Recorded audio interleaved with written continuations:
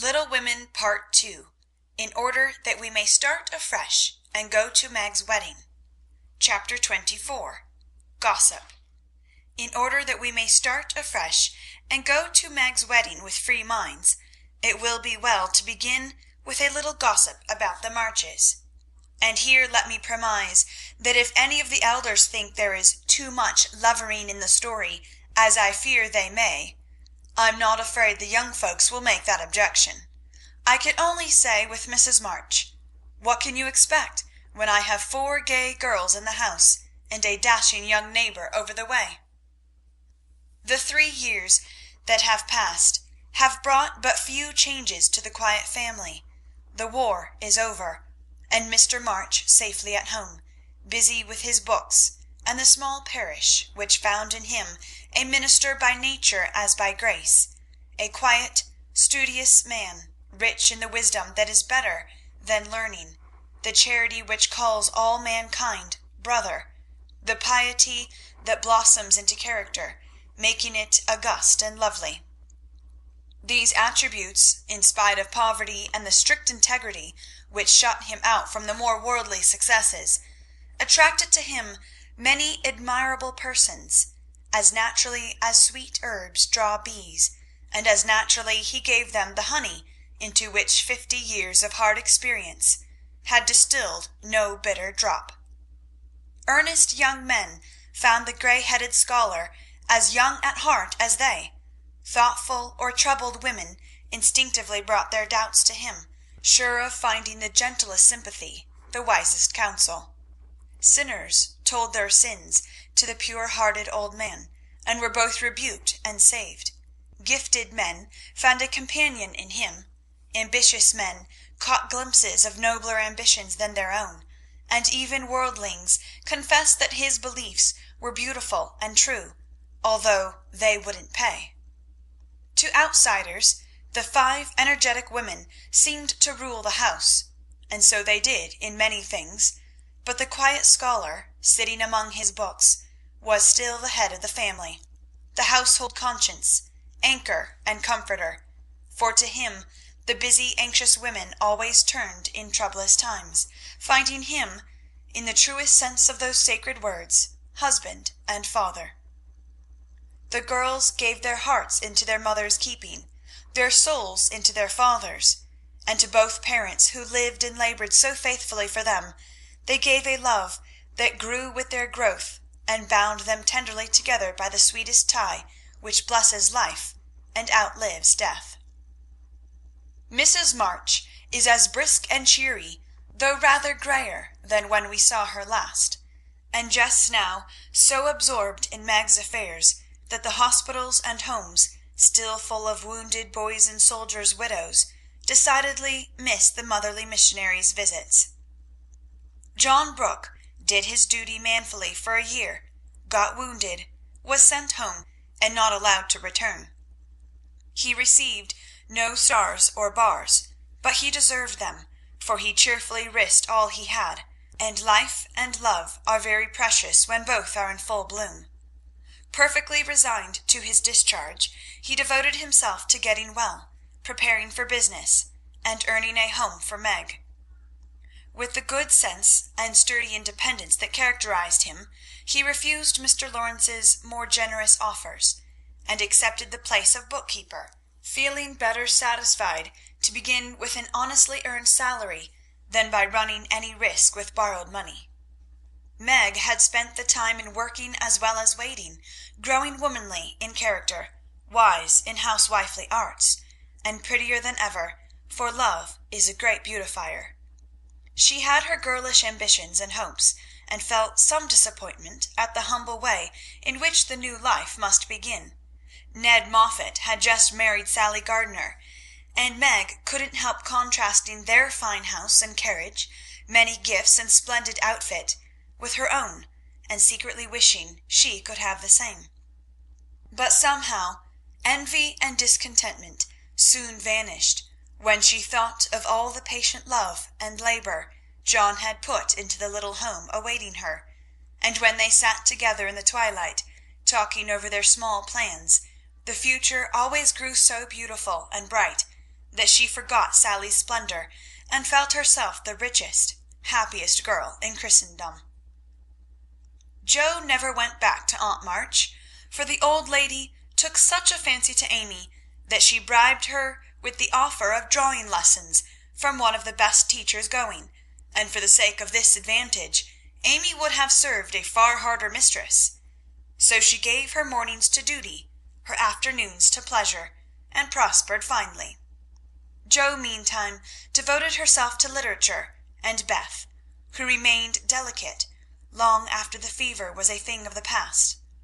Not an invalid exactly, but never again the rosy, healthy creature she had been, yet always hopeful, happy, and serene, and busy with the quiet duties she loved, everyone's friend, and an angel in the house, long before those who loved her most had learned to know it.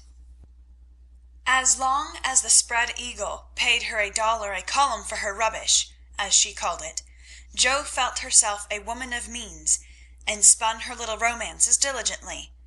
But great plans fermented in her busy brain and ambitious mind, and the old tin kitchen in the garret held a slowly increasing pile of blotted manuscript, which was one day to place the name of March upon the roll of fame.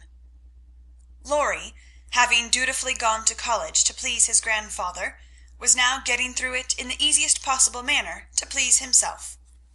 A universal favourite, thanks to money, manners, much talent, and the kindest heart that ever got its owner into scrapes by trying to get other people out of them, he stood in great danger of being spoiled, and probably would have been, like many another promising boy, if he had not possessed a talisman against evil in the memory of the kind old man who was bound up in his success, the motherly friend who watched over him as if he were her son, and last but not least, by any means, the knowledge that 4 innocent girls loved, admired, and believed in him with all their hearts.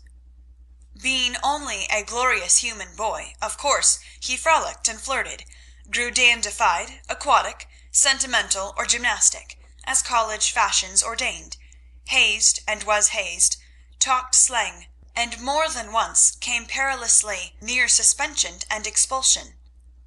But as high spirits and the love of fun were the causes of these pranks, he always managed to save himself by frank confession, honourable atonement, or the irresistible power of persuasion, which he possessed in perfection. In fact, he rather prided himself on his narrow escapes, and liked to thrill the girls with graphic accounts of his triumphs over wrathful tutors, dignified professors, and vanquished enemies. The men of my class were heroes in the eyes of the girls, who never wearied of the exploits of our fellows, and were frequently allowed to bask in the smiles of these great creatures when Laurie brought them home with him. Amy especially enjoyed this high honour, and became quite a belle among them, for her ladyship early felt and learned to use the gift of fascination which she was endowed. Meg was too much absorbed in her private and particular John to care for any other lords of creation, and Beth too shy to do more than peep at them and wonder how Amy dared to order them about so. But Jo felt quite in her own element, and found it very difficult to refrain from imitating the gentlemanly attitudes, phrases, and feats, which seemed more natural to her than the decorums prescribed for young ladies. They all liked Jo immensely, but never fell in love with her, though very few escaped without paying the tribute of a sentimental sigh or two at Amy's shrine. And speaking of sentiment brings us very naturally to the Dovecot. That was the name of the little brown house Mr. Brooke had prepared for Meg's first home. Laurie had christened it, saying it was highly appropriate to the gentle lovers who went on together like a pair of turtle-doves, with first a bill and then a coo. It was a tiny house, with a little garden behind, and a lawn about as big as a pocket-handkerchief in the front. Here Meg meant to have a fountain, shrubbery, and a profusion of lovely flowers, though just at present the fountain was represented by a weather-beaten urn, very like a dilapidated slop-bowl. The shrubbery consisted of several young larches, undecided whether to live or die, and the profusion of flowers was merely hinted by regiments of sticks to show where seeds were planted.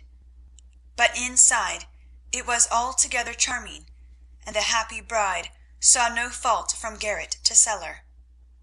To be sure, the hall was so narrow, it was fortunate that they had no piano, for one never could have got in whole. The dining room was so small that 6 people were a tight fit, and the kitchen stairs seemed built for the express purpose of precipitating both servants and china pell-mell into the coal-bin. But once got used to these slight blemishes, and nothing could be more complete, for good sense and good taste had presided over the furnishing, and the result was highly satisfactory.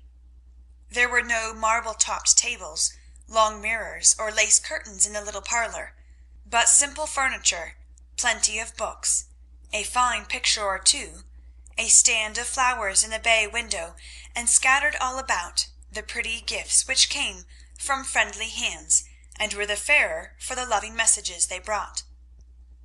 I don't think the Parian Psyche Laurie gave lost any of its beauty because John put up the bracket it stood upon. That any upholsterer could have draped the plain muslin curtains more gracefully than Amy's artistic hand, or that any store-room was ever better provided with good wishes, merry words, and happy hopes, than that in which Jo and her mother put away Meg's few boxes, barrels, and bundles, and I am morally certain that the spandy new kitchen never could have looked so cosy and neat if Hannah had not arranged every pot and pan a dozen times over, and laid the fire all ready for lighting the minute Mrs. Brooke came home.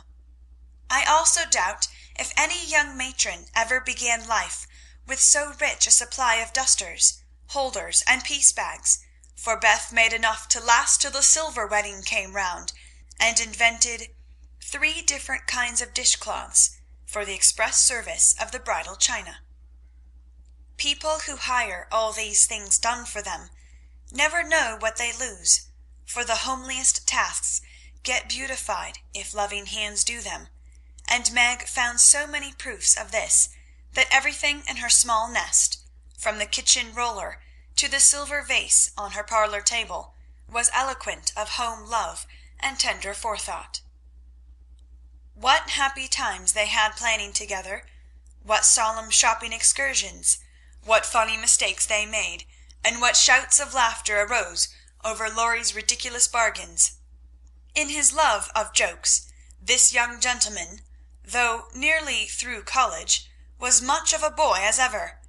His last whim had been to bring with him on his weekly visits some new, useful, and ingenious article for the young housekeeper.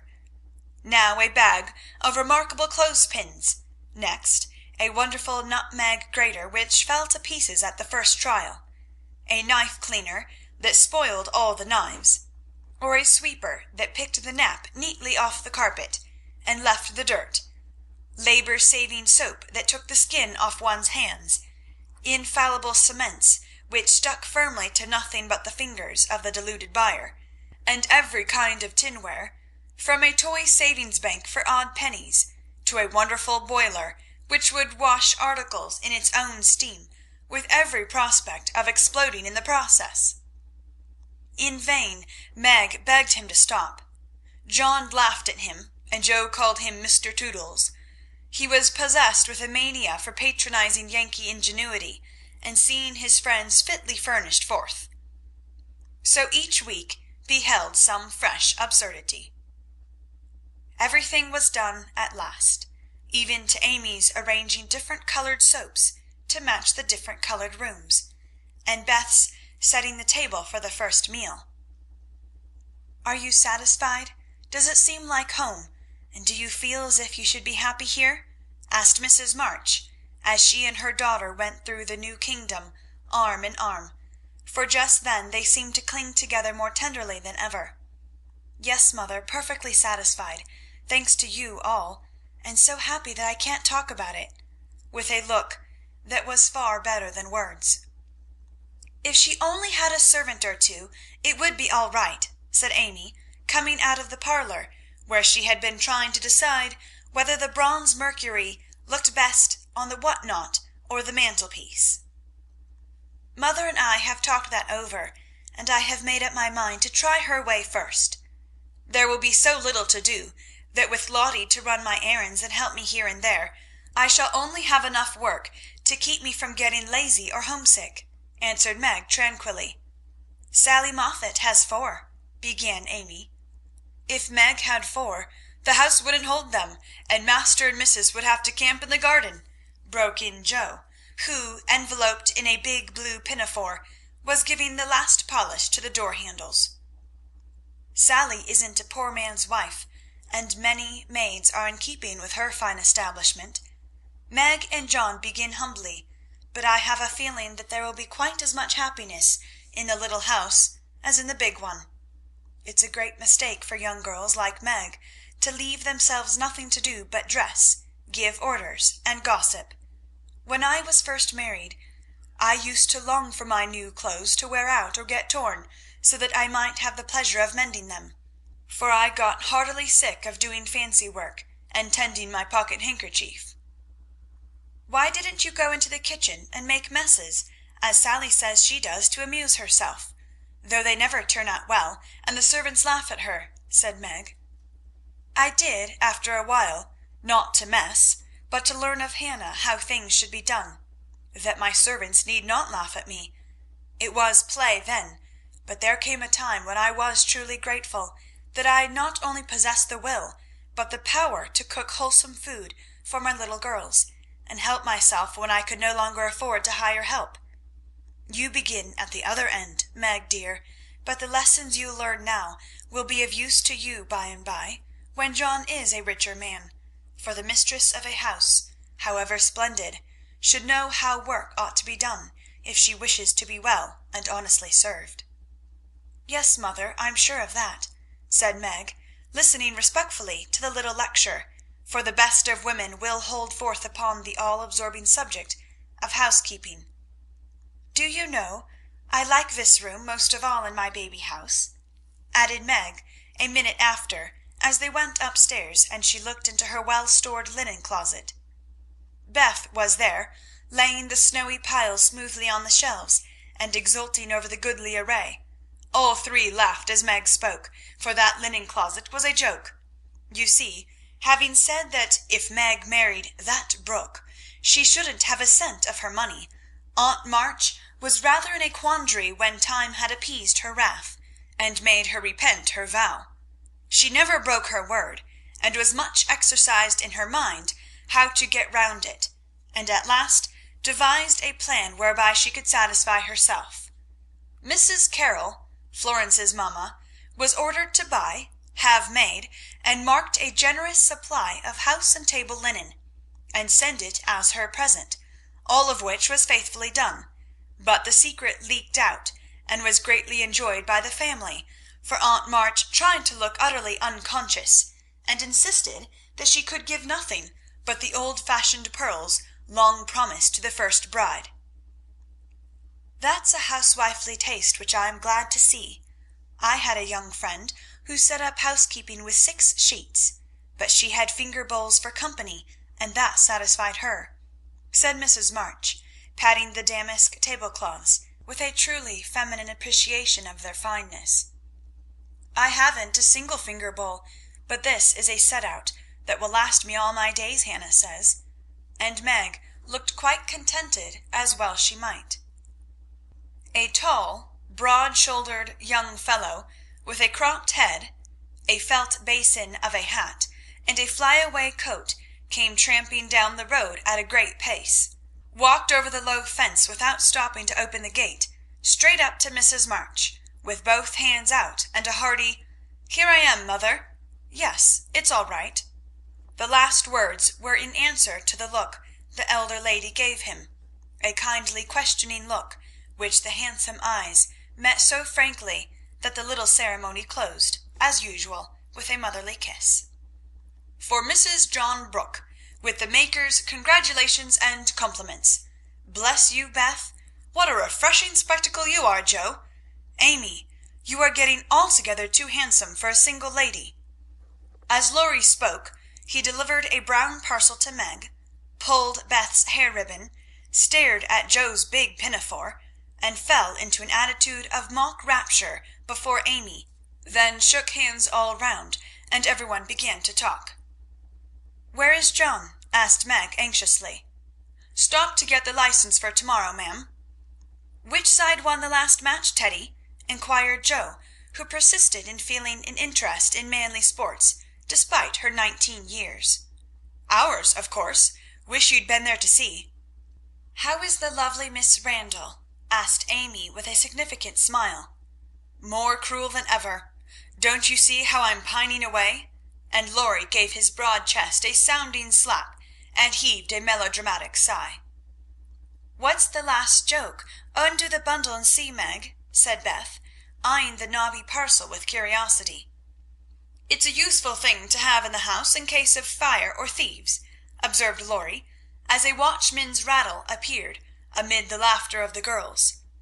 "Any time when John is away, and you get frightened, Mrs. Meg, just swing that out of the front window, and it will rouse the neighbourhood in a jiffy. Nice thing, isn't it?" And Laurie gave them a sample of its powers that made them cover up their ears. "There's gratitude for you, and speaking of gratitude reminds me to mention that you may thank Hannah for saving your wedding cake from destruction. I saw it going into your house as I came by, and if she hadn't defended it manfully, I'd have had a pick at it, for it looked like a remarkably plummy one."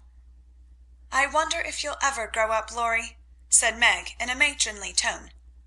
"I'm doing my best, ma'am, but I can't get much higher, I'm afraid, as 6 feet is about all men can do in these degenerate days," responded the young gentleman, whose head was about level with the little chandelier. "I suppose it would be a profanation to eat anything in this spick-and-span bower, so, as I'm tremendously hungry, I propose an adjournment," he added presently. "Mother and I are going to wait for John. There are some last things to settle," said Meg, bustling away. "Beth and I are going over to Kitty Bryant's to get more flowers for tomorrow," added Amy, tying a picturesque hat over her picturesque curls, and enjoying the effect as much as anybody. "Come, Joe, don't desert a fellow. I'm in such a state of exhaustion I can't get home without help. Don't take off your apron, whatever you do. It's peculiarly becoming," said Laurie, as Joe bestowed his especial aversion in her capacious pocket, and offered her arm to support his feeble steps.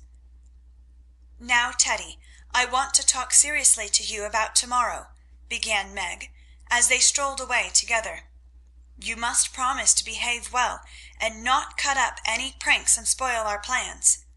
"Not a prank." "And don't say any funny things when we ought to be sober." "I never do. You are the one for that." "And I implore you not to look at me during the ceremony. I shall certainly laugh if you do." "You won't see me. You'll be crying so hard that the thick fog round you will obscure the prospect." "I never cry unless for some great affliction." "Such as fellows going to college, hey?" cut in Laurie with a suggestive laugh. "Don't be a peacock. I only moaned a trifle to keep the girls company." "Exactly. I say, Joe, how is Grandpa this week? Pretty amiable?" "Very." "Why, have you got into a scrape and want to know how he'll take it?" asked Joe rather sharply. "Now, Joe, do you think I'd look your mother in the face and say, 'All right,' if it wasn't?" And Laurie stopped short with an injured air. "No, I don't." "Then don't go and be suspicious. I only want some money," said Laurie, walking on again, appeased by her hearty tone. "You spend a great deal, Teddy." "Bless you, I don't spend it. It spends itself somehow, and is gone before I know it." "You are so generous and kind-hearted that you let people borrow and can't say no to any one. We heard about Henshaw and all you did for him. If you always spent money in that way, no one would blame you," said Joe warmly. "Oh, he made a mountain out of a molehill. You wouldn't have me let that fine fellow work himself to death just for want of a little help, when he is worth a dozen of us lazy chaps, would you?"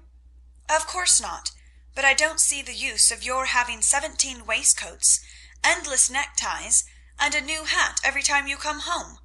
I thought you'd got over the dandy period, but every now and then it breaks out in a new spot. Just now it's the fashion to be hideous, to make your head look like a scrubbing brush, wear a straight jacket, orange gloves, and clumping square-toed boots. If it was cheap ugliness, I'd say nothing, but it costs as much as the other, and I don't get any satisfaction out of it." Laurie threw back his head and laughed so heartily at this attack that the felt hat fell off, and Joe walked on it, which insult only afforded him an opportunity for expatiating on the advantages of a rough-and-ready costume as he folded up the maltreated hat and stuffed it into his pocket. "Don't lecture any more, there's a good soul. I have enough all through the week, and like to enjoy myself when I come home. I'll get myself up regardless of expense tomorrow, and be a satisfaction to my friends."